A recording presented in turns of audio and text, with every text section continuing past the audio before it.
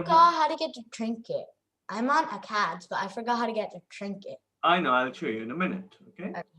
So actually it's right here. So if you go to this welcome page, so you can go here, and I think the get started page here. Let's just take care of that one so you can do that in parallel. So you can use, well, first of all, okay, so let's try something before you go here. Let's try something quickly. So if you go to the course, let me go to the page where we want to start writing code in a minute. Make sure all of you can access things. So if you go to Python review, which is session 1, if I'm going too fast or it's just slow me down. Okay, if you go to session 1 in Python review, click on this, you should see a trinket window pop up, right? Everybody should see the window. Are you able to see the window? Yeah. Yeah, okay, at least one person. Can you show me again how to do it? Yes, I can. No problem. So you go, first of all, you go to the main course page. Okay, I'll do it one more time so everybody can see this. Go to the main course page. You find session 1. In session 1, there's a section called Python review. So far, so good. Everybody's here.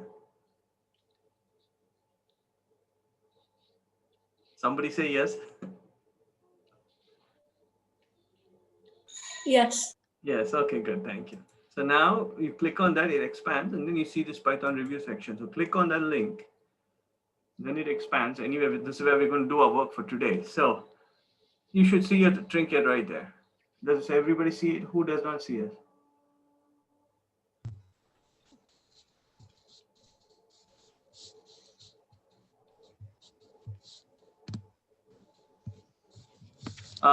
Who does see it?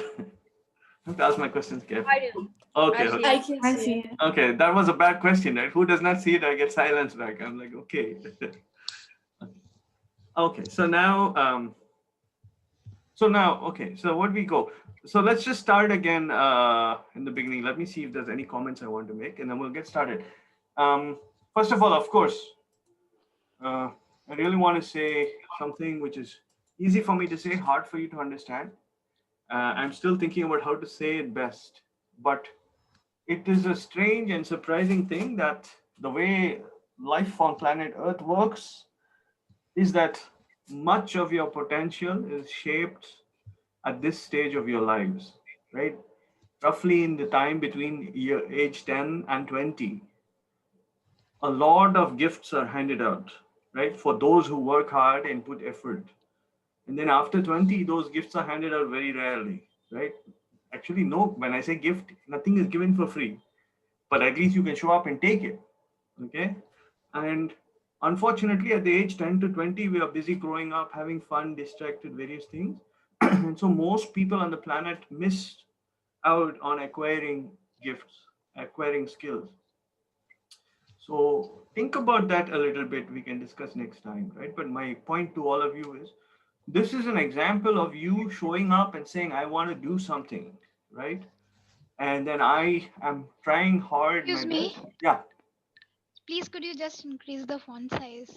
of course, of course, of course. Thank you for interrupting and telling me that. Okay, feel free to do that. Yeah, this is better. Yeah, so these are just little materials for you to read, right? But I just want to encourage and appreciate all of you for taking this time. It's not for your father or your mother or anyone else, it's for yourself. But it's a time where you're saying to yourself, look, if I spend an hour or 3 hours, some time focused on developing my skills and getting stronger at thinking, at programming, at mathematics, various things, this will be something that I will keep doing for some period of time, and eventually it will give me a lot of rewards. My job is to make this a productive activity, right? We're not sitting here and memorizing things and doing boring activities. Try to make it fun and give me feedback. There is no fixed set of things we need to do, except I have some ideas, but you can always tell me I would like to do more of this or less of that, so we can adjust. Okay. So difficult for you to understand, but please focus your mind and understand this idea. And then we can take this idea into other subjects, into other activities, music, sports, etc. And then we can see how can we put some concentrated activity and get really strong at something. Okay. Okay, so now here, there's a link here. I just don't want to interrupt the class right now, but there's a link here for you to set up your goals and objectives. So please don't do it now, but maybe after the class, you can go here and there's some questions. Take a few minutes when you're calm and quiet to write down. Be creative, write down stuff. I will use that. I will read that carefully and I will use that, okay, to make the course more relevant to you. And then here, as always, I've created a course project for you, a place for you to submit projects. If you click on this, it will take you to the Trinket page, and you should see only 1 or 2 courses. I have a lot of courses because I make a lot of courses. But there's a course called Fun with Python. If you click on it, you will be able to, sorry, that's the wrong course, right? Fun with Python projects, it should say. Let me see, yeah, right, this one. So if you click on this, you will see the usual structure we have. Okay, so you write your code here and submit it. So for a couple of you who are new to this course, it's easy for you to follow. You'll get a trinket here. You can start writing your code, etc. But this is for you to do after today's class, maybe. Okay, so let's now go back here to our main page and let's get started. So, but I'm going to pause for a minute. Any questions or comments or anything? Completely, floor is open. Yeah, I would like to say something. Yes, please. I would like to tell that since the last course, Yes. I've still struggled with using functions in my programs. Okay. So I hope that through this course it will be completely clear to me, and I'll Beautiful. be Yeah, able to use even them in my me. programs. Beautiful, beautiful, beautiful point. Let me address it right away because it's a beautiful point. I personally feel that I have lost touch since the last Python class. I don't Okay. even remember how to do for iron range. Okay, so today we're going to review quickly. Okay, we're going to review everything. Interrupt me. I'll try to give you all the tools in a quick way. But then, of course, you should go back and try to remember things. And if you have trouble next time, send me an email, or in your projects, you can ask me questions, and then we'll get back on track. Okay. But I want all of you to go away and think about this a little bit. Why? What if something? If I get hit by a truck and I'm not here tomorrow, I don't want all of you to give up your skills, right? So I'm here fighting hard to make sure you don't lose those skills, but don't give it up. For yourself, it's very important. It's like earning a lot of money and then losing it, no? So the thing about the way the brain works is if you keep remembering again and again for say 6 months or a year, you'll never forget it. Think about, like, I speak about 6 languages now, right? I don't learn them anymore. I learned them when I was a kid, like you, and I never forget it. But the beautiful thing about language learning was that in those times, I did it for a long period of time. For many years, I did it. Same thing with programming, right? In the beginning, if you just do, it's like going to a foreign country. If I go to China for 2 weeks, I will learn a few words, I'll come back, I'll forget it. But if I speak in Chinese for 6 months, 8 months, 1 year, I'll never forget it. So please don't let your skills go away. But today, it's not a problem. I'm going to review. Okay, so let me switch to the review page. So everyone, session 1, Python review. If my fonts are small, just remind me to make them bigger, okay? If I sometimes forget. So let's try the medium font and see. So let me type something.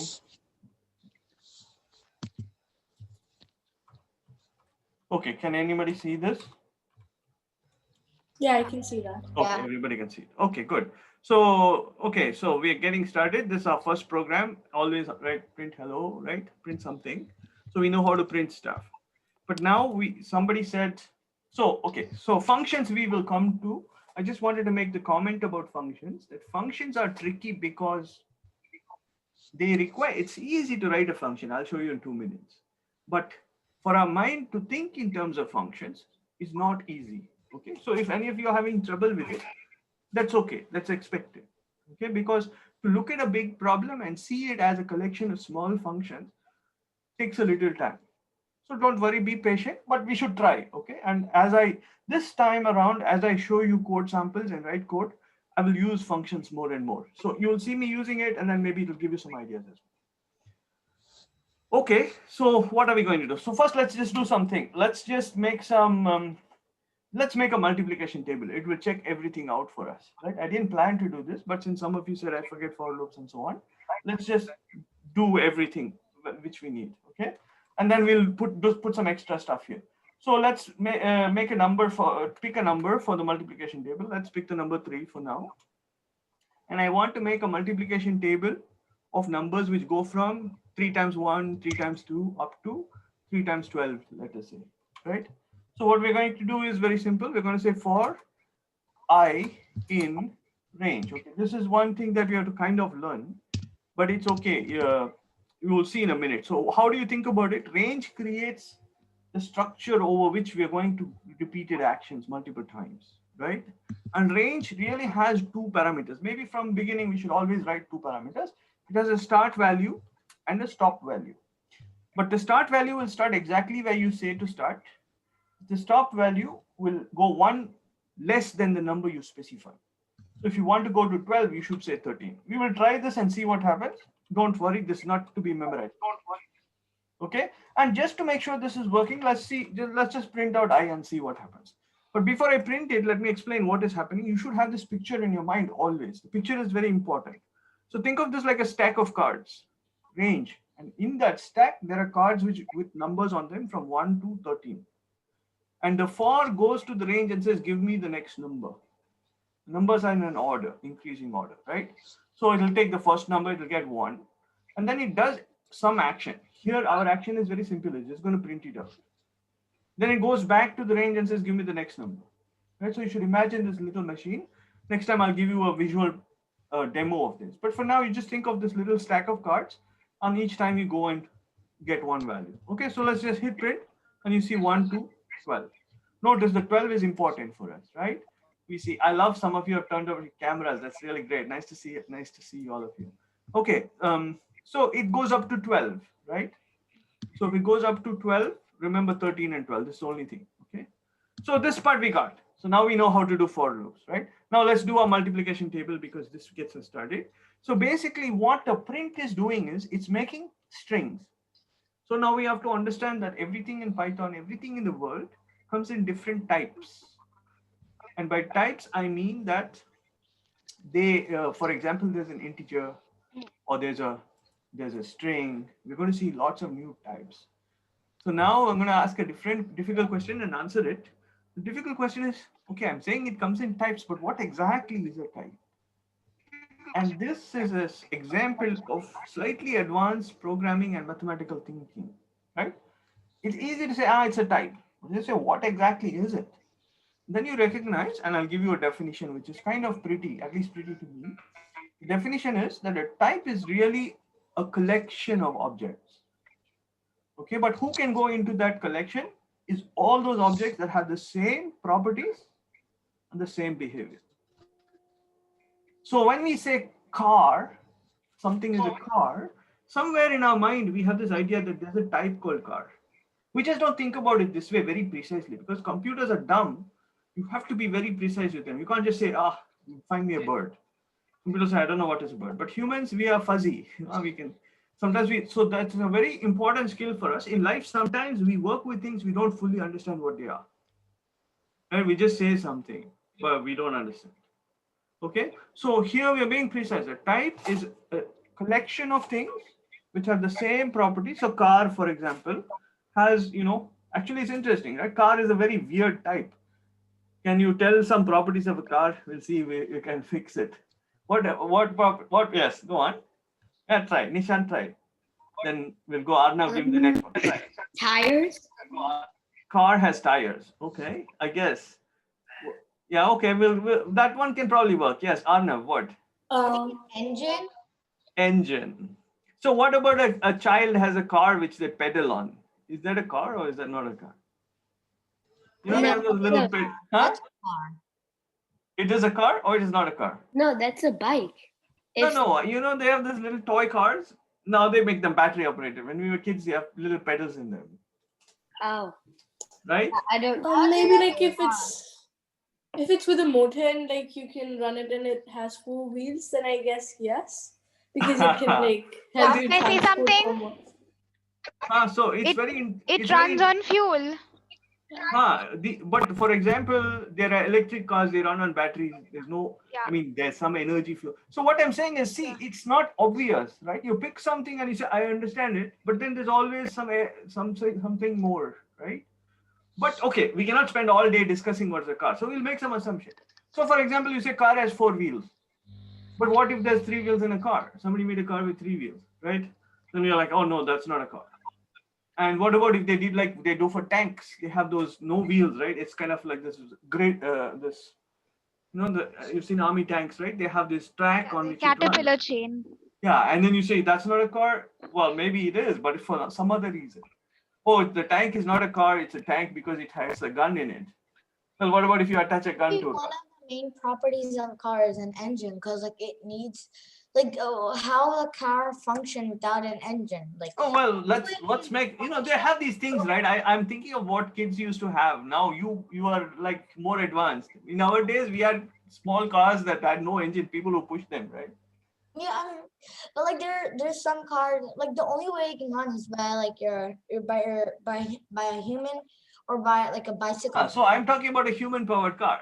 Then you will say the human is the engine. But you see, all I'm trying to show you is that it's not obvious, even for a car, which we think is obvious, it's not fully obvious, right? So we have to spend a lot of time. Now think about more abstract things like what is a number, right? Then it gets much more complicated. And then we realize, oh, we want to differentiate between fractions and decimals and blah, blah, blah. So it's not easy to just say number and be done, okay? But here, what is beautiful is somebody has already fixed all these things for us. So there's no discussion. Python has already decided a number means an integer. So the type is called an integer. And there's a nice little function for it. So let's just quickly check a couple of types so we can use them. So the first type which we have is this thing called num. This label called num. If I say print type, so whenever we want to say Python, can you tell me what is the type of this thing? I don't know what you know. So Int. it's a, huh? Int. Because it's an integer. Correct. It's an integer, right? But for example, is 3.0 an integer? No, it's a Boolean type. No. It's a float. It's a float. It's a float. Also, It's a Because float. it has a decimal. it's a float. Yeah. So because it's in the Boolean is decimal. true. yes. So we have two types of numbers at least right now. Okay. One is integer, which has no decimal point in it. Wait, can you try out num now? Yeah, sure. Some Python tells us it's a float. I'll get to Right. float. So this is very important. We must know it, but also we can check it with Python. And actually, to be honest with you, when Python runs, it goes through the program, the whole program, and it checks everything and it gives it a type. It doesn't allow things to run around free without types. Right? What is beautiful in Python is you don't have to tell it what is the type. You see how cool that is? It figures out that this is float. As soon as it sees the decimal, it figures out. In other languages, you have to tell. You have to basically say this is an integer. Okay, so we'll come back to that I've later. seen But that in Java, you have yeah. always In have other to tell the type, otherwise it will not be initialized. correct. And the point is, if you tell the type, then it can check if by mistake you put int num and then you put 3.0, it will say, hey, you made a mistake. Here, it won't be able to tell you made a mistake. I'll simply say you want a float, I'll give you a float. Right? So it's very interesting for us to go along and notice, suppose you made something a float here, then afterwards, if you come here and you say num equals 3, now what happens? What do you think will happen? Will num be Then it turns into integer I because think it'll give the final value, which is an integer. this is also cool, right? It's changing Yeah, as it'll I think change that its will be value. an integer, comma, and then integer, comma, float. no. basically what happened was you first gave the number, you asked it what it was, and then you gave another number, right? And then you asked it what it was, and then it gave two different answers. But notice this seems cool, right? But what is scary about it? What is scary about it is changing the type. So then the behavior also is changing, right? So if you add a variable, 0 change the whole type of the number. say that again. The 0.0 change the whole So let type me of give you a number. slightly more abstract example, but you will see what I mean. Suppose I made this. So now we'll say vehicle, right? Vehicle. And you say car, right? Somehow we'll worry about making these things later. Then you ask the type, it will say car. Now here I go and say vehicle equals tank. Or vehicle equals bicycle. Let's make it bicycle, right? Now what happens if I try to say vehicle.engine? Vehicle, show me your engine. Then does the vehicle have an engine? Not in the No. second I case. don't think so, because the vehicle, like the meaning of the vehicle changed. Exactly. Basically, you're just telling the computer the name, but it doesn't really know what it actually means. But no, it does, because I'll show you how to make these kind of types. When we make a car type and a bicycle type, then the computer We'll have knows to give it. some properties to it. But the point I was trying to make is, if the type is wrong, it will become an error, right? If you take a bicycle and say, show me your engine, the computer will crash. It will say, I don't know what you're doing. You're trying to get an engine from a bicycle, right? So why am I telling this complicated example to all of you is, deep down inside our programs, the types are the magic that makes everything work. If you put the wrong type in the wrong place, everything would break. Okay, Arnav has a question. Yeah. So my question was like, when you put vehicle equals the car or vehicle equals the bicycle, won't you need brackets and then an apostrophe? No, actually, it could look like, if you really want what the code might look like, it might look like this. Well, why won't you need a bracket or an apostrophe? Where do you want the bracket? So like I was thinking that like between there's like car like bracket apostrophe car apostrophe bracket. You mean like this? Something like this? Sorry. Not a comma apostrophe. Like this. No, No, he's saying the quotes. He's saying to put the quotes. The quotes. Okay, like this. Yeah. Cool. Okay. So this is a good one. So let's see now what happens. So this is interesting. So this is not really a car thing. What I was talking about is a real car thing where it has got car properties.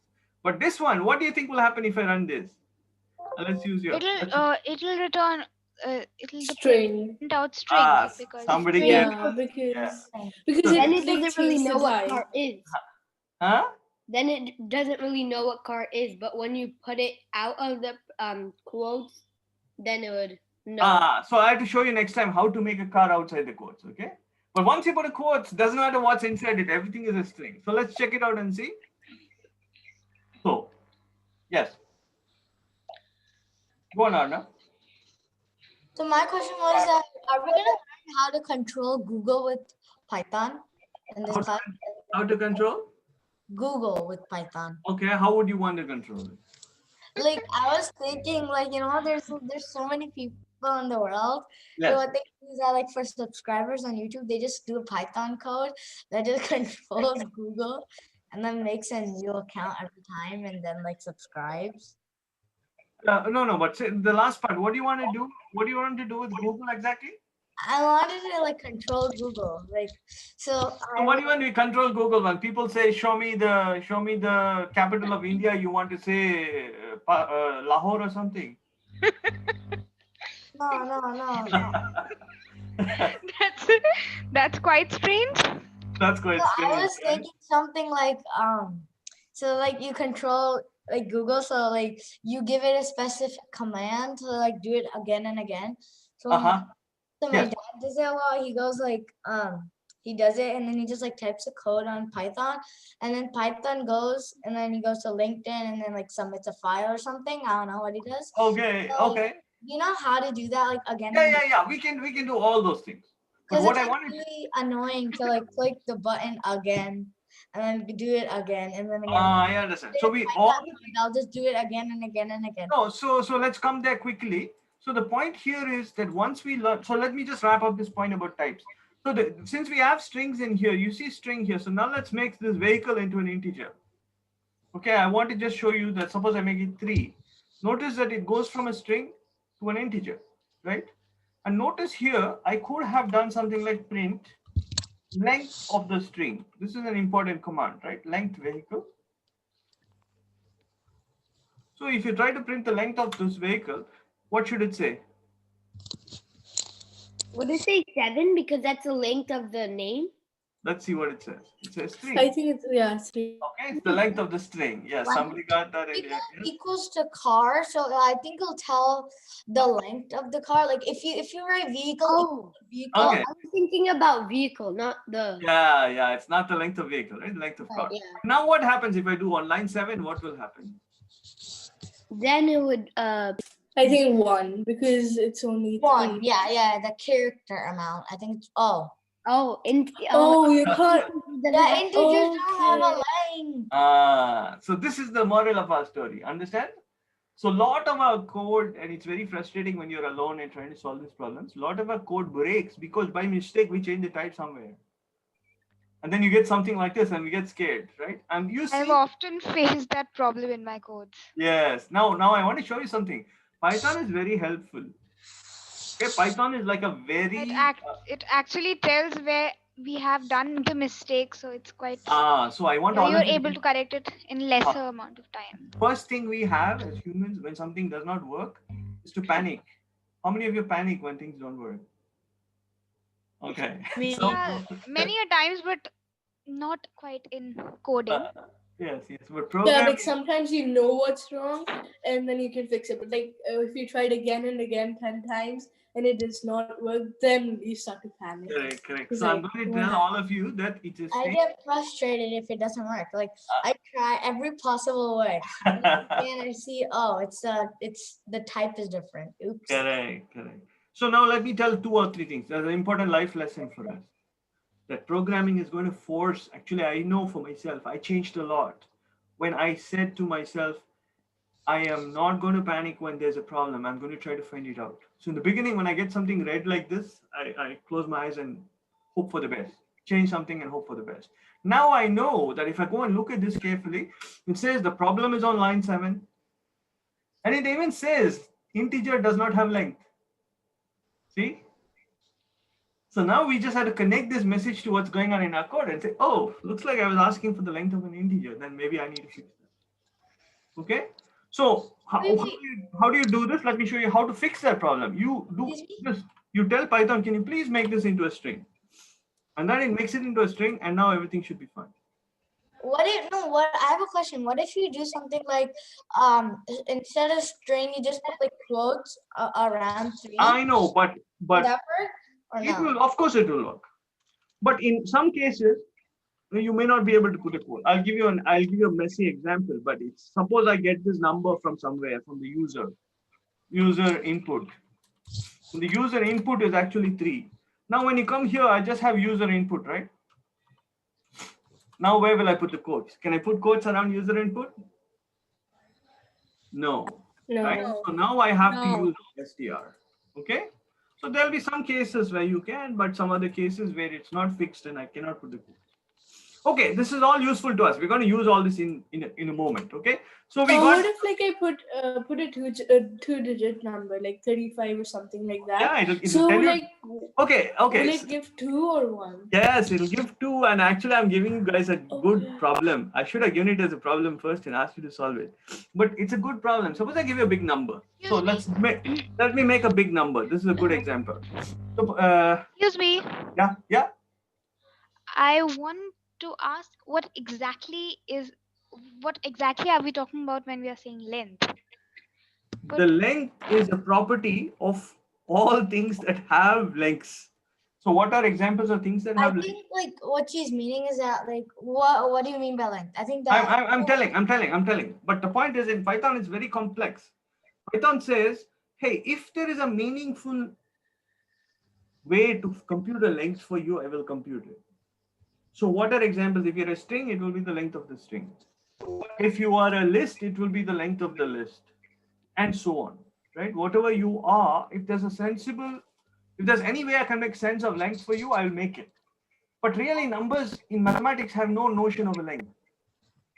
So I'm going to give you a good example. Let's make a very big number. Okay. Who can tell me? Like the amount of characters in the sentence or like the. If you are a string, then length is number of characters. If you're a list, then length is number of elements in the list. Make sense? Depending on what you so want. the length, changes like to make it as sensible as possible. Make it as sensible as possible. Now I'm asking a question. Who can say, let's just a puzzle now. Who can help me to write a very big number without typing a lot? Yes? Me? Go on. Okay. So what do you mean by like? I want to make a number with like, I don't know, 200 digits. And I don't want to type. Can I Can I tell? Use exponent.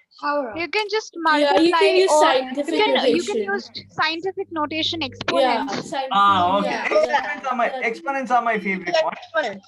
In Python, exponents are very easy to do. So let's ask this question. So exponents is what? Let me give a quick explanation. If I put 2 star 50, it just means multiply 2 with 2 times 2 times 2 times that thing that times 50 times. Yeah. So now if I print this number, what will we get? Something very big, right? Yeah. So let's print it. Print num. I think you should remove 2 times 2 times 2. I should remove that. Thank you. Okay, it's a big number. Now I'm asking you, how many digits are in this number? Right? Okay. You can find the length. String. Print length and then string and then num. Yeah. Pretty much. Nobody Brackets. cannot give you length if it's a number. So you have to make this like this. First, you make the number into a string. So let's just do it here. It's easier for you to understand. Wait, won't you do it like print len, like len bracket str bracket num. Yeah, I'm doing it in two different lines. So first, let's make it into a string. So it became a string. It doesn't even look different on the screen, right?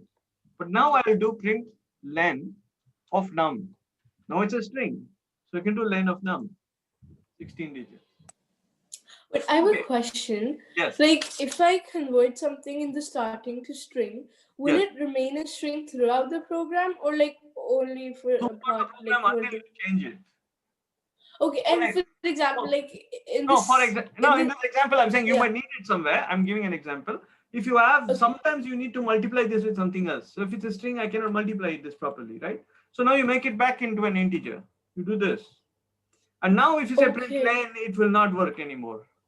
So this is a trick to do sometimes in your program, right? If you want to count the number of digits, you make it into a string. So that was a trick I was going to give you, right? Okay, and I have another question. So, for example, in the first line, you don't put string, but in the second line you put string. Yes. Like print a length and then string. Like then I don't think it will like stay the num will stay string for the whole. Yeah, now it's very interesting because num has not changed here, right? We checked. Okay, so it's. We converted it and we went away, right? So num has not changed. So num is still an integer. But this is a very important idea. I have a question. Yes, go on. So on the first line before you had made it a string, correct? Yes. And third line it's an integer.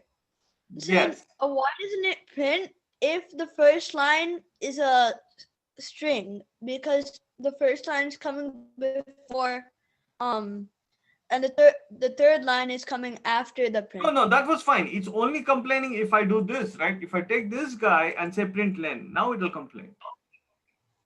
Oh yeah. Okay. Wait, it won't because you put string. If I put string inside, it won't complain. Yeah. Right? Yeah, but if you remove it. Yes. Now if I remove it, it will excuse That's me. all I was trying. So I was just showing you that it does change. Even though I made it string somewhere, if I made it string somewhere. Excuse me. Yeah. I am not quite able to analyze. Could you please execute the statements? Okay, now should it break? Okay, so question is, should it break or should it not break? This is a trick one. It will break. I think it will break. No, read carefully. Okay, so I want all of you to think through the following. What is the type of num here after this line? Integer. Good. What is the type of num after line 2? String. Is it? String. Is it? Yeah. No, we didn't. Oh, wait, no, it's not. It's not we didn't change. You didn't. Yeah. Okay. We changed it we didn't assign it back to num, right? Num is still sitting there as integer. In fact, to check it. Okay. So in fact, to check it, we'll say print type num and see what happens. Let's take off the rest of the code so we don't even have any problems there. Now, I don't understand what you're trying to say. huh? I don't understand. Say that again. What, I understand don't what? understand why it's breaking. Wait, is the problem there if we are changing the type? We are changing the type. You didn't put the amount of brackets like in the second line. You have to put another. Yeah, that is the problem. The syntax error. Plain type, isn't it? Yeah, that happens a lot, and that's really No, wait. depressing. There's two. Sorry, 1 second. Let's see. No, Where's the I bracket? think it's in the second line. You Yeah. should have 3 closing brackets. Yeah, you should have Yeah. 3 closing brackets. Oh yeah, yeah.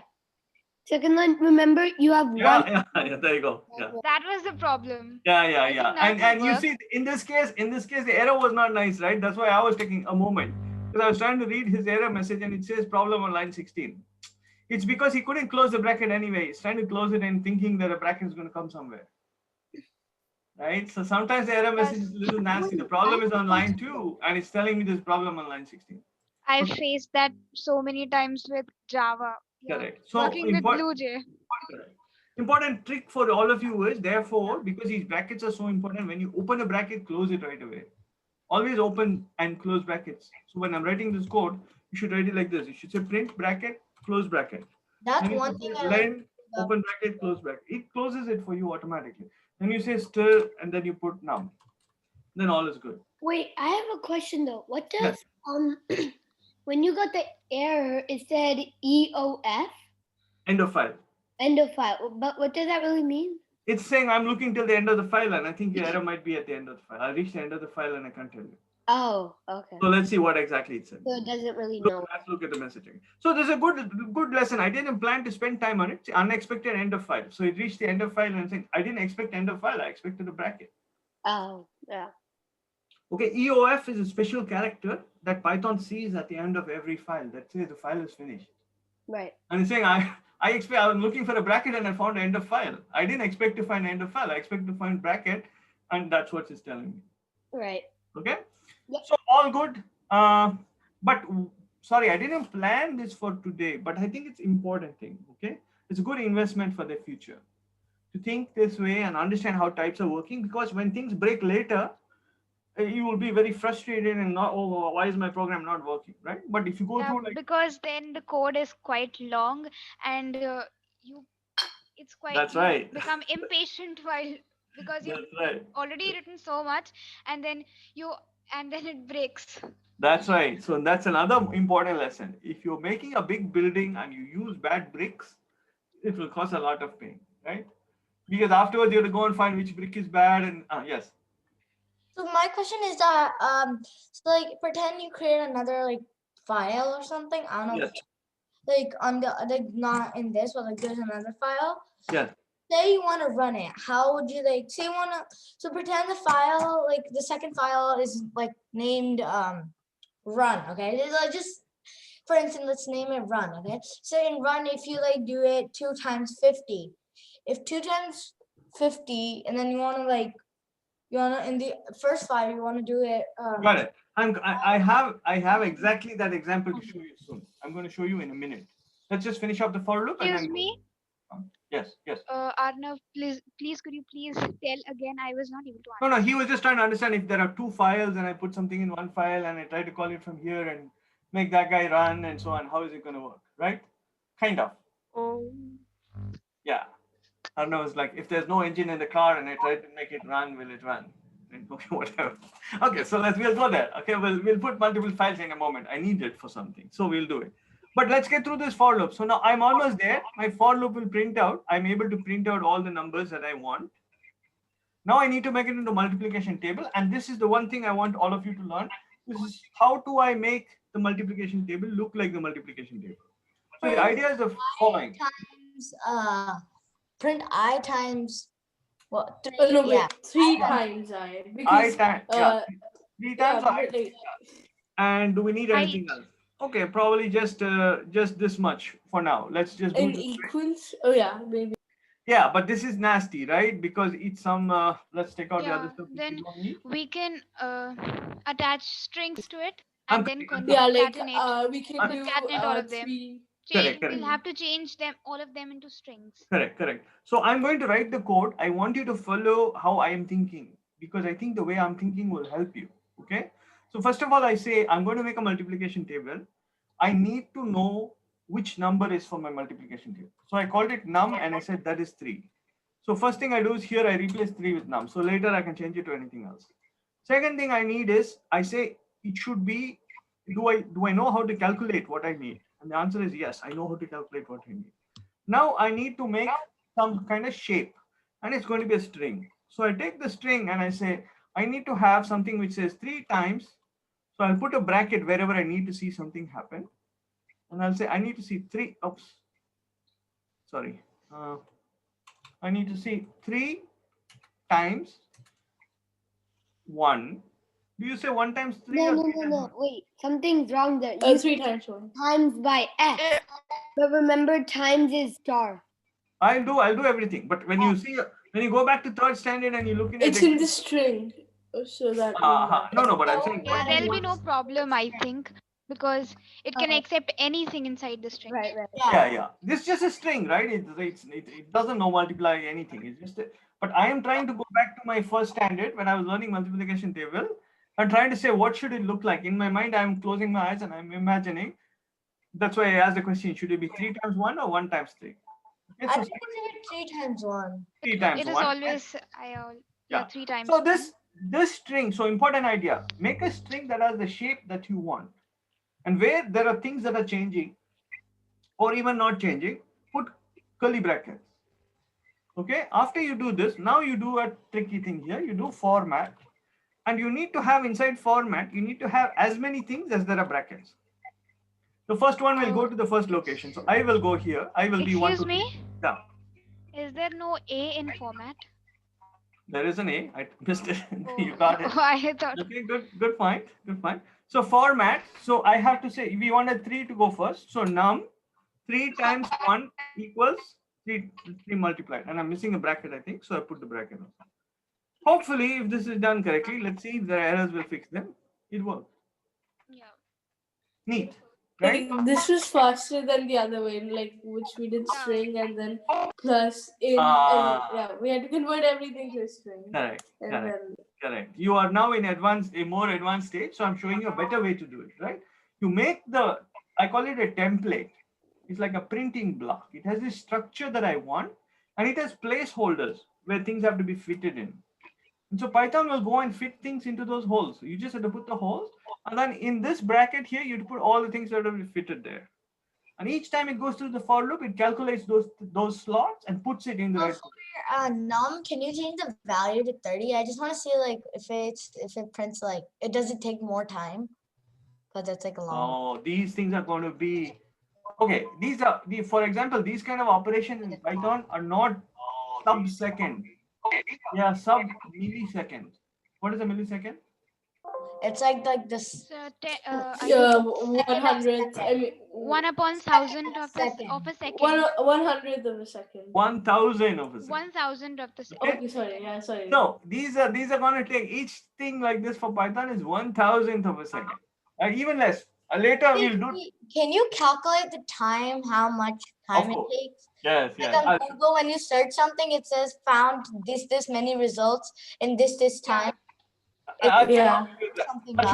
Let's write more interesting programs, because here it will be so small that it will be not very interesting. Okay, but I have to introduce you a notion, a concept. We don't have this concept yet in our programs. 1 second, Nishan. We don't have this concept of time in our programs yet. There's a new type called time. Right? Once we understand this type, then we can use its property. Yes, Nishan. So like if you look up any photo of a multiplication table, it always comes up as like 1 and like 1 to 12 in, 1 to 12 here. Yes. You have to write an up to down.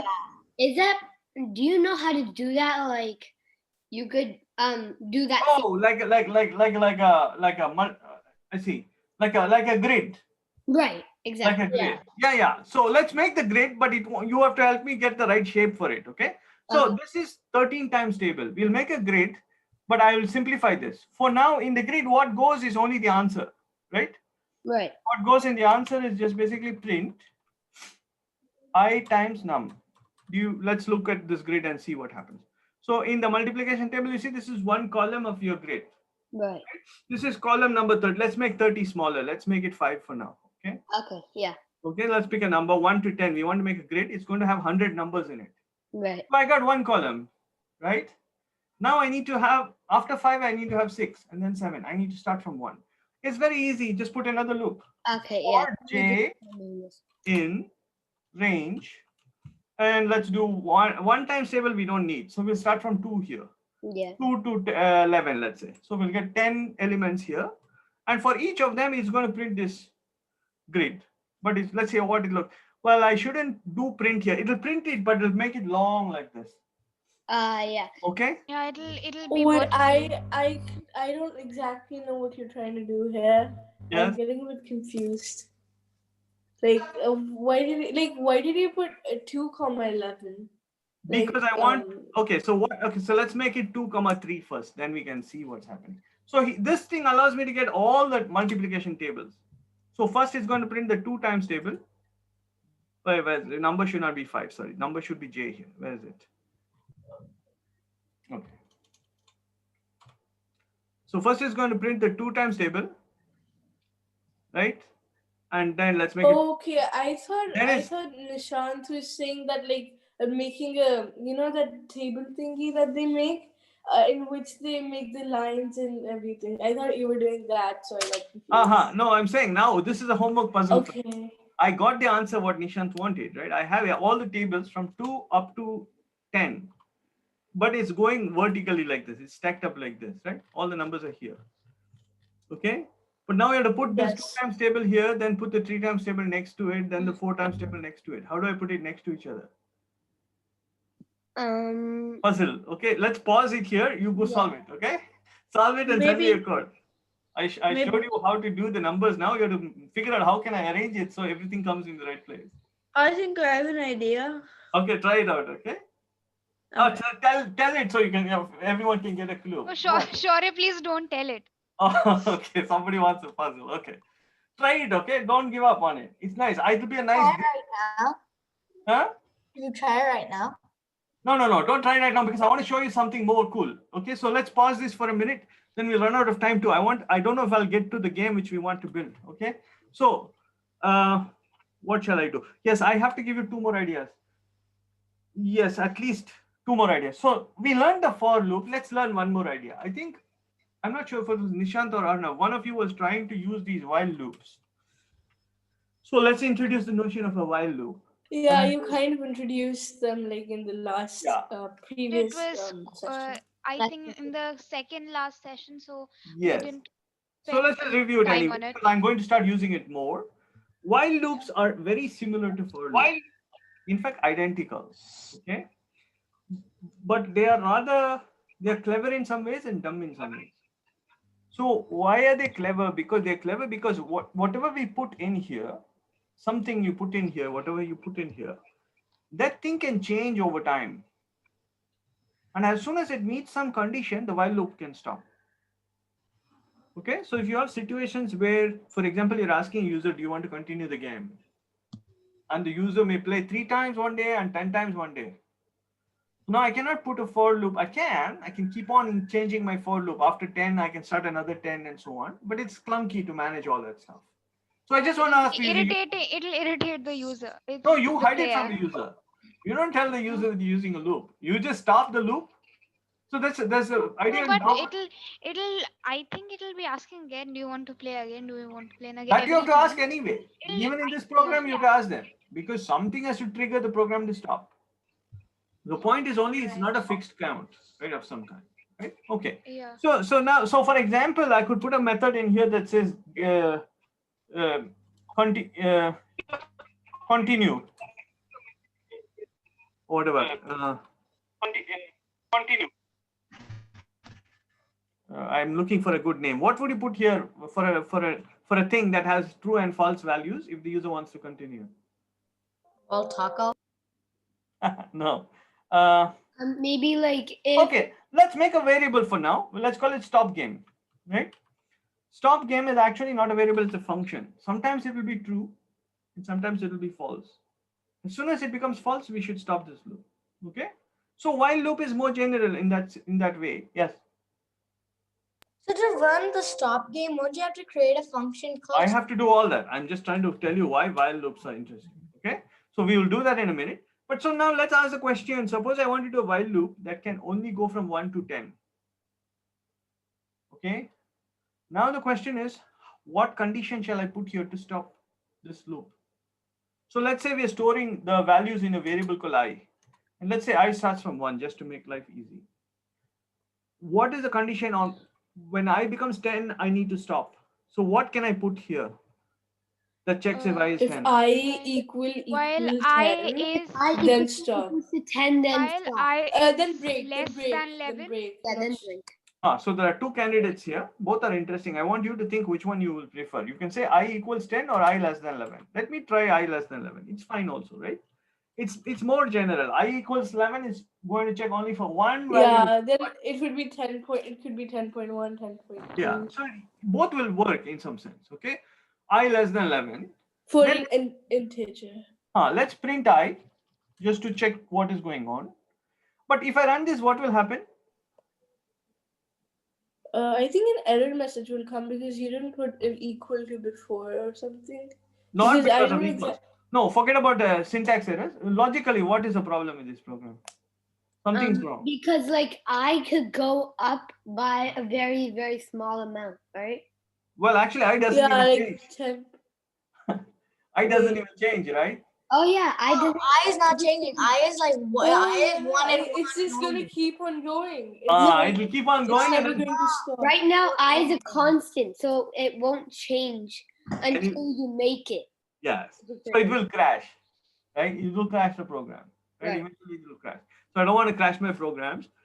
So what I want to do is I want to change I. So we can change I. The best way to change I is you say I. So I'll write it the long way. I equals I plus 1. So I'm adding 1 to I every time.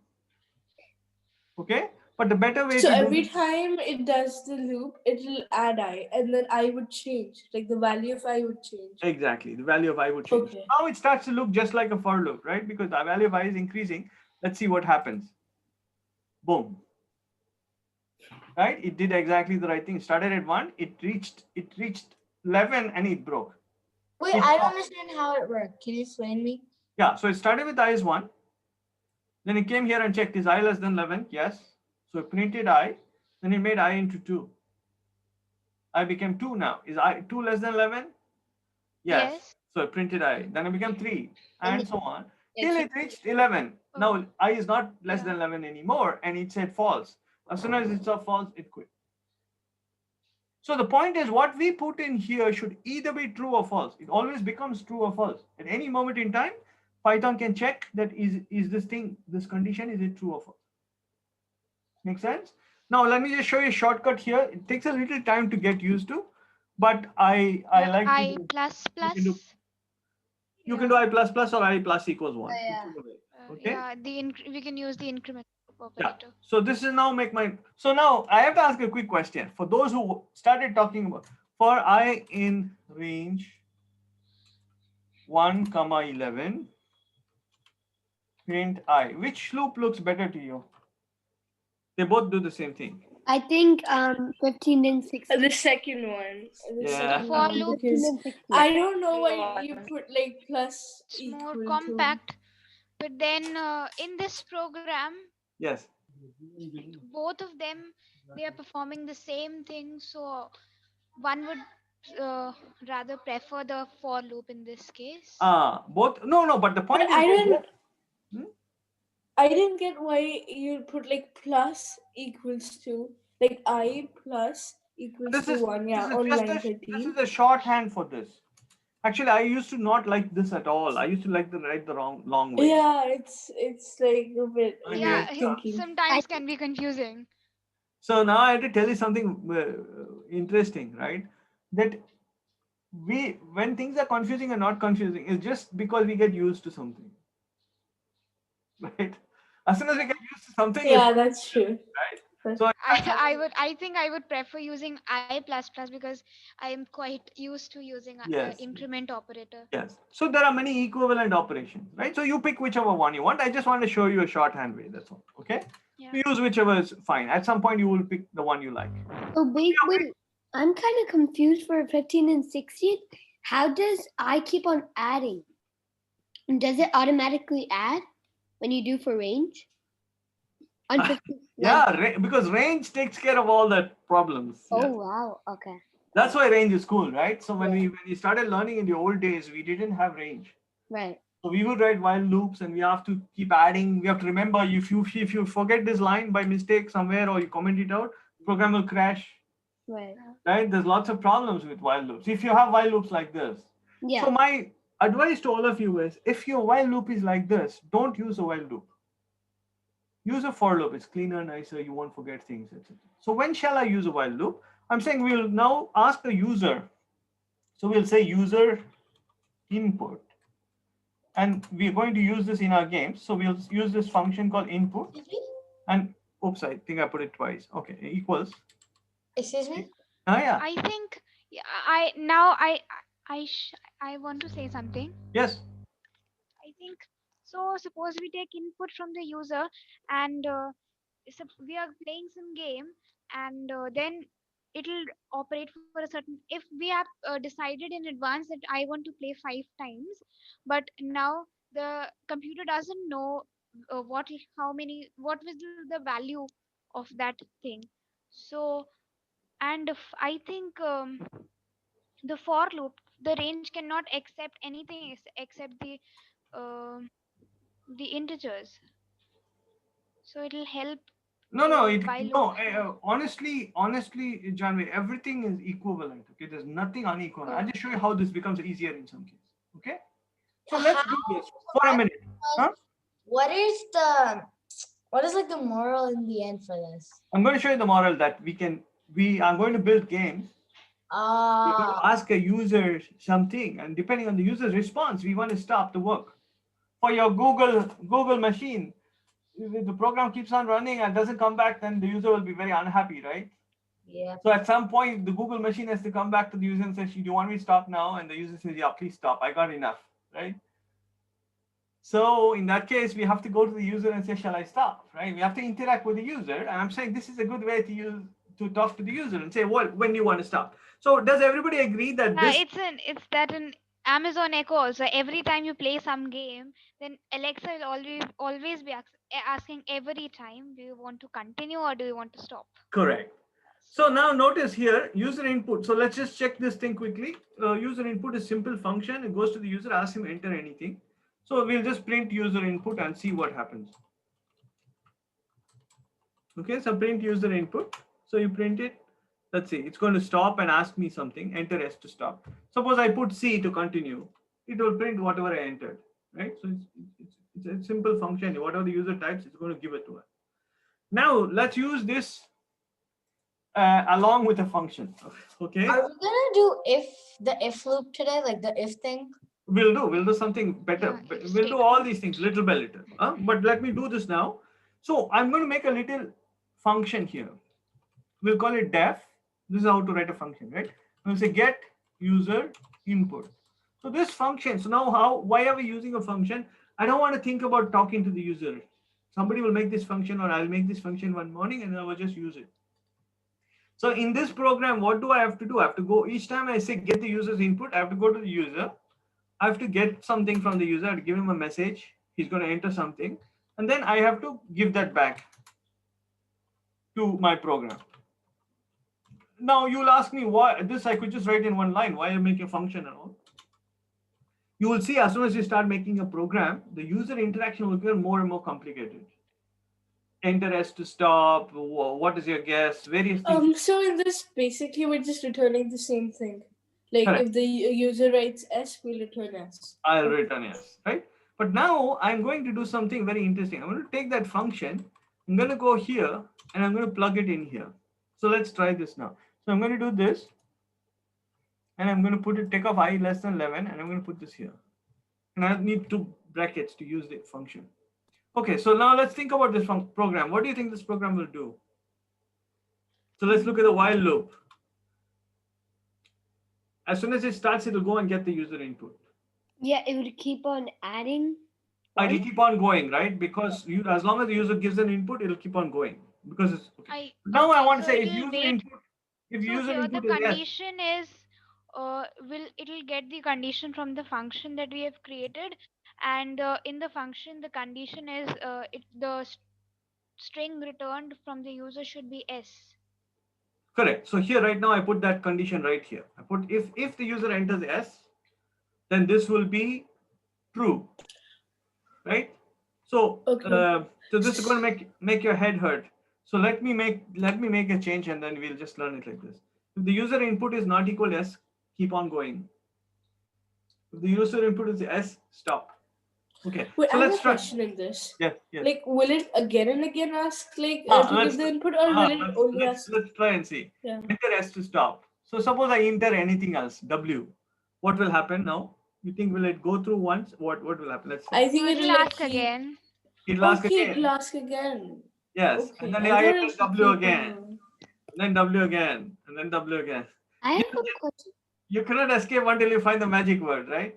The magic word is S. Okay. And then it's really stop. I have a question. Okay. Yes. So on line 16, Yes. Return user input. What's the difference between print and return? Return gives it back to the program. Print puts it on the screen. So function is not stored in the memory. No, yeah, it is stored in the memory. But the point is, this line here says do something inside your function, whatever you want, and then send something back to the program. Right? Like Arnav's Google program. It says go to Google and bring me back the name of the American president or whatever you sent it, right? So when it comes back, it's supposed to give me something. In that case, it gives the name of the American president, whatever, something, right? So that was a return. Wow. Yeah, that was a return. Was just, you can write a function I'm without a still return. not clear with the return function. No. So let's look at this. If I don't return anything and I run this function, what would happen? So let's try that. It will run the same, I think. No, let me show a simple example. If we do this and we say print get user input, let's take this thing. Now, what do you think? What will it print? It'll like print whatever you write, according to me. That's what I think. No, because the function is not giving back to print anything. Yeah, I think nothing could. It'll show error. Nothing will. No, it won't give an error. It just not. So let's it say. It won't show anything. Actually, it says I have nothing to show you. Okay. Yeah. Okay. Okay. So yeah, because you put we had just taken the input, but we have not given it back to print, right? Yeah. Now, if I take this off, now print will get it back. Instead if we use in the function itself, we use print, then what will happen?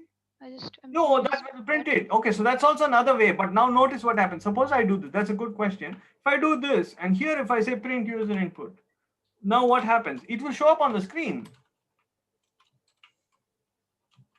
It will show up on the screen, but it doesn't show up from here. The program wouldn't know that. Yeah, the program wouldn't know. So basically, right? So I didn't get this part. Anywhere else. Yeah. Well, I didn't get this part. What do you mean? Like if you put print, then it won't like.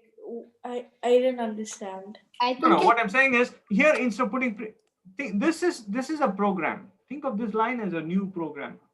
Okay. The program goes to that function and says, "Get me the user input." But the user input, because this line is blanked out, cannot show me. It does not give me anything back to the program, to this program.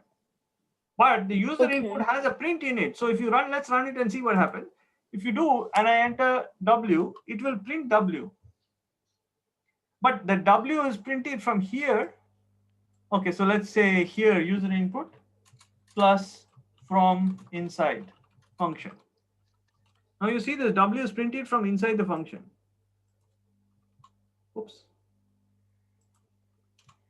See W from inside the function. It's not printed from here. So let's do here. Okay, so it basically the function isn't returning anything. It isn't. From outside the function, we got just none, right? So the moment I take this off, now you'll get 2 times the same value, one from inside the function, one from outside the function. Okay, so it's going to be double. Okay, got it. Okay, so very important. Functions, better they return something, right? In fact, prefer not to do any printing from functions. Okay. Okay, so now we got how to get user input. Now do we understand why while loops are interesting? Right? And I'm going to tell you something very cool since we learned while loops. I'm saying that all games have a while loop like this. Stop game. Okay, some function, I don't even know what it is. Okay, and then the whole game is inside a while loop like this. All games, you know.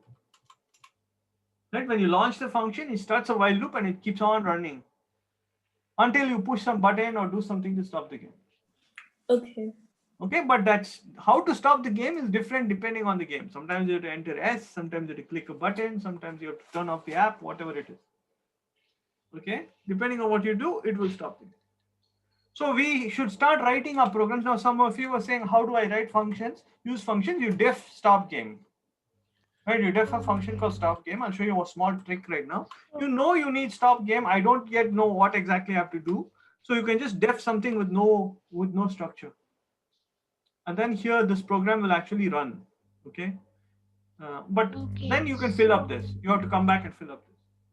okay. So if you, yeah, that's pretty interesting because suppose I know that I have to build a game, and just right now while I'm writing the code, I do not want to spend my time on the while loop, and rather I would develop the game first, and Yeah, whatever the things are inside the game, correct. so I can just save my time, and then I can come back to it again. So here you can Quite let's call it helpful. play, not def here. Let's make a new function called play game. It's not the full game, right? Play game. What's one step of the game? Because you may play, like you're guessing the president of United States. You guess one time. So play game step, let's call it, just to show it's not the full game, right? So this is exactly the structure. So you have another function called play game step, def play game step, and then you can just use that to make your whole game program, right? And I'll say pass now because I'm not ready. So you have to basically build these two things for any game. Okay, so with all that said, now I'm going to jump forward quickly and then we have to wind, right? I think somebody know the time? I don't have one in front of me. It's 11:39. So it's time, right? Our place 11:39, right? Yeah, okay. Can we take 5 more minutes? Go ahead. Yeah, Fine. sure. 5 more minutes. And then I'm going to show you a couple of things. But unfortunately, okay, so let me try, okay? So I went to the next section. It's called Guess the Capital Game. And I showed you this game because this game is basically for countries and capitals. But you can change this. Could you increase the font size? Yes, please. Yes. Thank you for reminding me. So you can basically use this to learn anything. Okay. So, but before we go further, I have to teach you one more new idea. And this idea is called the idea of a dictionary. Okay. So imagine that, so who remembers lists? Does anybody remember lists? How to make a list?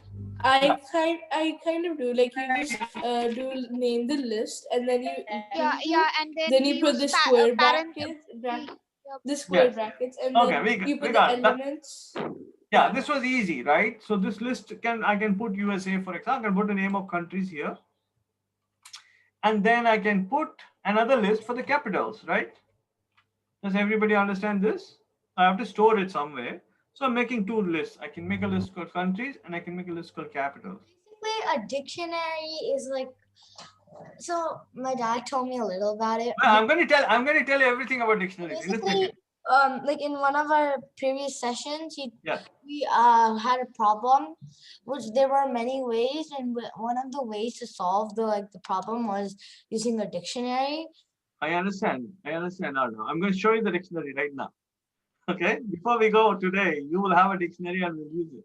All of us will use it, not just you. Okay, And you can go and tell your dad, Dad, I know what dictionaries are. They're just pretty easy. Okay. But before I tell you what a dictionary is, the question we must always learn to ask is why, what is the new idea here? Of course, it's a new word. List is one word and dictionary is another word. It's a new word. What's the new idea? So I'm trying to tell you what is the idea. So what is the idea? These two lists are related in some way, isn't it? You have two lists and they have relationship with each other. That means the country is USA, the capital is Washington. If the country is India, the capital is Delhi, right? So there's a relationship between two quantities. And where do you see this kind of relationship? One place where you see it is in a dictionary, isn't it? What is the relationship in a dictionary, in a real dictionary, English dictionary? Like a word is given and the There are definition is words and given. there are definitions or meanings to it, and then So they're the normal related. dictionary, so but basically, but the point, yeah, so let's do that. Words and the relationship is to meanings. And it goes both ways, right? You spelled words wrong. Yeah, I'm getting there. So it Yeah, goes we can both get ways, the right? words from the meanings, and then we can Huh. meanings So from the this is words. this is why we call these things dictionaries. It has nothing to do with the normal dictionary. Right? From the dictionary, we took an idea. But sometimes, and many times in nature, in life, we have two quantities that have a relationship to each other. If you give me one, I want to find the other. Make sense? And so one is called a key. So let's give them some names. Whoops. The thing on the left, let's call it a key. Oh. Let's call this a key. Whatever it is, in this case, the key is a word. And the thing on the right is a value. So this is very interesting, right?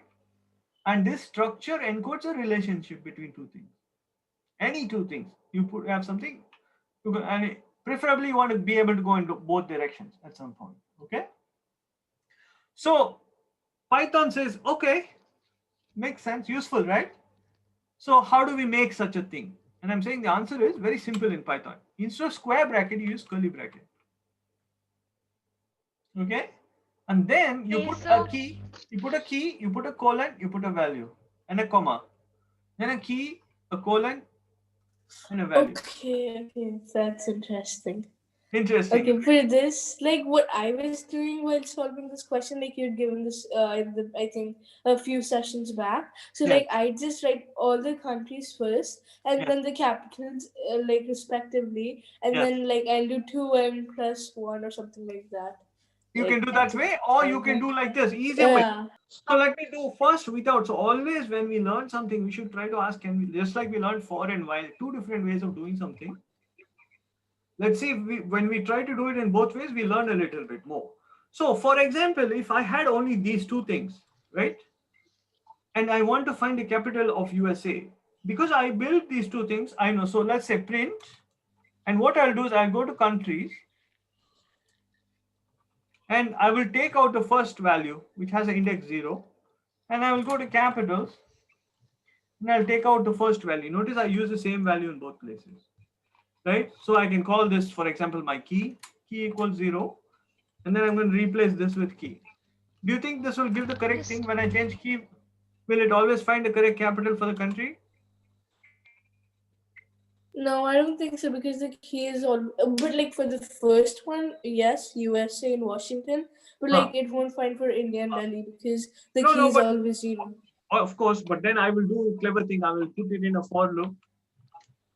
Right? Yeah, you can do that. Yeah, I'll put in a for loop, and what will be the length of the for loop? Will be the length of my list of countries, and I can print out everything. Like key equals to 0. 1 comma like how many countries there are? What? I think it'll be like so there are like 20 countries and then 20 capitals. You'll do key for No, let's see. please could you comment? Oh, wait. I'll do it right now. 6 and 7 lines. No, 1 sec. Let me do it. Please could you comment out the sixth and seventh line so that we do not get confused. What is 6 and 7? Oh, I thought that. No, so it will not print yet. Yeah. So now what happens? What do you think? Okay, let's see what happens. Yeah. I need a colon. Right. Got it? That works. Yeah. So Wait, you didn't define key in starting. You didn't define key. Like is But key. it's just for range. yeah, but we do not Wait, need that. one question at a time. It's Yeah, just one at a time. oh, So all right. here, normally I say I here, but why should I use I? I want to use key because it sounds cooler to me. Okay, so I use key. But you can use I. Yeah, you can use I. Okay. I can get rid of this and put I here, and then I just remember. So what is it exactly doing? I'm a bit confused. Like for I in range, length of country, so it's like telling you two. Like for I in range, sorry. Wait, it's going to tell one or two, like length of countries. No, let me go. Length of No, the countries. list begins with 0 as the first value. The first No, let me do this carefully. I'm going to go through this loop in words, okay? So the length of countries is 2. Everybody agree there are 2 countries. So this will go range will default to 0 and then 1 and stop. Okay? In fact, if I want, I can just print this out just to make sure. This is how I want you to write programs. You must be able to do this in your head. Print I. Let's see what happens. It'll print 0 and 1. Yeah? So this is a cool loop. Now I say I don't want to see the values of I. I want you to take the I and go to these lists and pull out the values from each of those lists. Right? And so each time when I is 0, it will print USA and Washington. Right? Okay. Now question to you: if I pick another country and put something in here, what do you think will happen? It will show it will work. It will work. What's the capital Pakistan. of Pakistan? I think Lahore. Islamabad. It's Islamabad. Islamabad. Yeah. Okay. Sorry. I thought it was Lahore. What? No, it's not Lahore. It's Islamabad. Islamabad. Yeah. Now just now I noticed the capital of India is not Delhi. It's New Delhi. I know. I did this purposely just to make it easier for us. So there are no. Do you think it matters if I put new in here? No, it's just no, not really. anyway. Okay. So, Arnav, where's your Google machine? Is it telling what is for Pakistan? I'm gonna search it out. Huh? Check it up and confirm it for me. It is a Islamabad. I'm confirmed. I'm sure. Okay. Yeah, so it's Islamabad. Will it print correctly? Yeah. Okay. So now I'm saying if I make this way, if I make a dictionary, then also I can have the same behavior. Okay. Yeah, but it's just combining those together. Yeah, but before I do this dictionary, let me show you some ideas. So now you see, if I in a dictionary, if I print, I can go to this new dictionary. Let's go countries dict, okay? Just to make sure that I know it's a dict. So if I go to countries dict, here I put a bracket. In the bracket, normally we put indexes for list, right? Here in the bracket, I can put the key. So I can put USA. And what do you think will happen if I run this? I think I'll print Washington. Let's see. Yeah. So that is kind of cool, right? Now I'm getting an idea for building a program on my own. Excuse me? This is quite helpful. I can easily build my own dictionary, like an actual English dictionary. Yes. Because I learn many new words every day, and sometimes I forget it. Correct. So you make exactly. That's what this program is all about, learning. Excuse me? To finish this program, you can do it by print. Like you can ask the input, and then you can do like you can name it country input equals to input bracket. Okay. So let's finish this. Yeah, let's country, and then you put the name inside print countries. Excuse me? Yeah, I'm coming. Yes. So I have a question. Yes. Yeah, if there are too many elements in a list, so if I'm adding the more and more elements in the list, is there any way that in my program it appears vertically rather than horizontally? Because it's quite of course. I'm going there, but I have to go in 2 parts. So let me quickly show you something. Look at this. I made something for you. Right. I made something for you. It has all the countries and capitals. And I promised Arnav I can show you at some point how to bring from one file into another file. Yeah. Now there are 2 files here. But I think we're out of time. I actually have another question.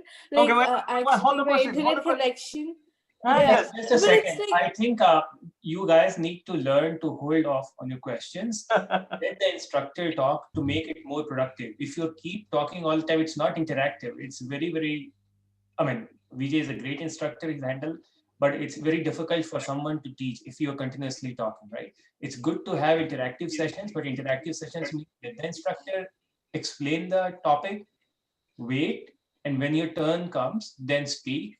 And you can write down your questions so that you don't forget. If you think you'll forget, write down the questions and at time ask questions. It's very bad to continuously interrupt the instructor.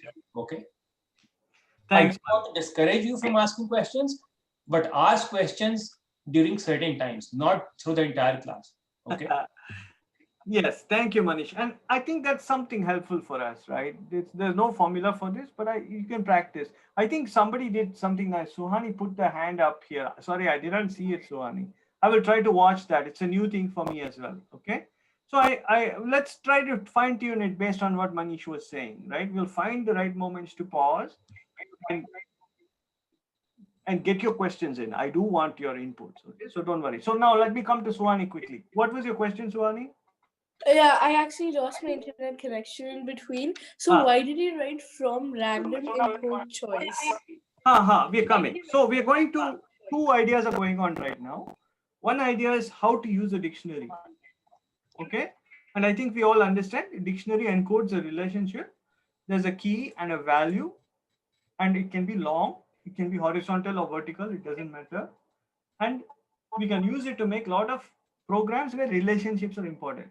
Countries, capitals, language, like Janvi was saying, between Hindi and English or French and English, whatever. Real language dictionaries, you can use it to learn chemistry and formulas, anything, right? Really, as long as there's a relationship from one thing to another, dictionaries are useful. Okay. So now I want to quickly show you how to make this into a program, right? Into a game. So I'm saying, first thing I have to do is I have to get a country and a capital, but I have to make it a random, right? Because I have a long list of countries. I don't want to always pick the first one. Then you'll win the game. Yes or no? Yeah, I see your hand.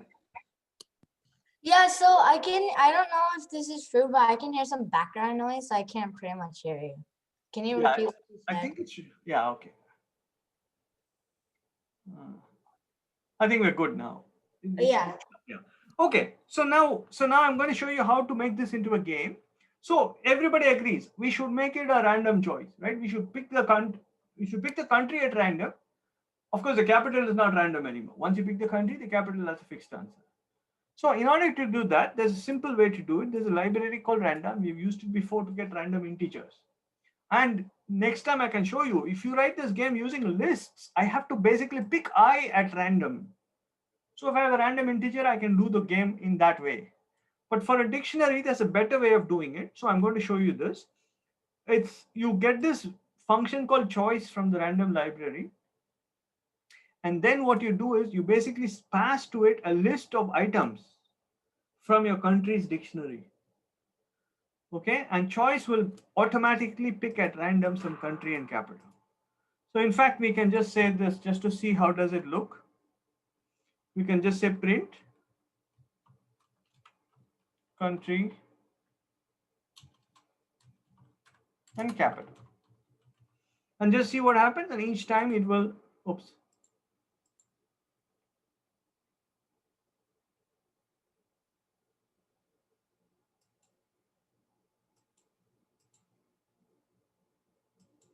Wait, what was the error? No, it's not an error. It's because I have another variable called countries, which is a list. It's not a dictionary. Oh, okay. Okay, so it's the wrong type. We talked about types a lot. I have the wrong type right now. Because when I first wrote the program, I didn't have countries ticked. Okay, now we should be okay. So it prints at random, it prints USA, Washington. Let's see if you run it again, it gives India, Delhi. So it is flipping around randomly. Okay, so that's my first line in my program. Pick a country and capital at random. Now I'm going to ask the user, can you tell me what is the capital of something? And notice I use that trick I showed you. I put a curly bracket and the country has to be placed in there. So if we run this, let's see what happens. What is the capital of India? If I run it again, oops. Okay, what is the capital of USA?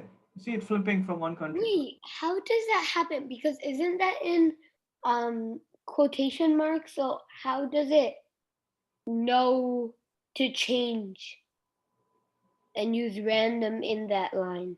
Where's the, I the didn't see that. wait. We have to be very clear. Where's the random coming? The random is on this line, yes? Right, On line 60. right. Here, there is nothing. Country is already picked by the random guy. He just has to show it to the user. That's it. Yeah, but I'm saying like, how does it know where to put the random stuff? So you said, you know the curly brackets? Yes, here. Curly braces that you put on line 18. Yes. So those I'm saying like, how does the computer know where to put the country? In the curly bracket. I know, but how does it know? What do you mean? There's a curly bracket and there's a country, and it knows it's going to put it in the curly bracket. Yeah. But I'm saying that's in quotation marks. Where's the quotation mark? Here. Yeah. Yeah. So how does it know to delete the curly braces and put the country there? That's the smartness of Python. Oh. Python knows that if it sees a curly bracket, it goes and looks in the right and says, is there something I should put there? Right? The first thing it finds, it puts it there. Okay? It's kind of cool, right? So the person who wrote this function called input made all that logic inside his function, right? You give me a string, you put a curly brace. If there are 5 curly braces, I expect to see 5 values here. Go find each value, put it in there. It does all that stuff. Otherwise, we have to do it. You know how to do this without curly braces, right? You put plus str this, plus str that. You do it by hand, right? Does that make sense? Yeah, that's exactly what I have a question. Yes, Arna. Like in the starting, you wrote country, comma, capital. So like, how did it assign? Like, did it just assign USA to country? Correct. Okay. Good question. Let me explain. So when you go to countries dict, right? When you go to countries dict, and you ask for it to give you items, it gives you, if you say give me items, it gives you 2 guys. It gives you a country and a capital. It gives you the key and the value. So then we put it into these 2 variables. You could have called it anything you wanted, key and value, A and B, whatever. Okay, so next time we'll spend a little bit more time on this line. Okay, but I just want to finish off this and let you guys go, so before you get tired. So now we have the whole game. So let's see what happens. To finish the game, all we need to do is check the answer that they gave us. And the answer is, if the user enters something, if they enter the right answer, then say you got it. If they enter the wrong answer, say you got it wrong. Okay, couple more strings. Excuse me? Yeah. I need to leave. Yes, we all need to leave. So this is a good moment for me to pause. So let me tell you how I'm going to leave it for this week. For this week, is that you can just use a country's dict. You can add a couple more countries. You can make a game. Okay. As I've shown in the class right now, the game allows you to play only one time, right? Can you use a while loop and make it play multiple times? And can you add some variables to keep the score? Okay. All that stuff is given to you in this trinket page. Okay. If you go here, all this stuff is given to you. Yes, Nishan. And would we have homework like last time, like last session? Yeah, it's already there. Oh, it's already there. Okay. You know how to get there. Yeah, yeah. So so let's just do that and we stop. So if you go to click on the course page. I actually had a question. Like, I was just seeing the code that you had written. In line 7, you wrote if guess capital dot lower. Why did you write lower? Okay. I forgot. Yes. Good catch. Well done. So capital dot lower comes because if you compare what the user entered and what's in my dictionary. So New Delhi should have uppercase N and uppercase D, right? Suppose the user didn't put uppercase.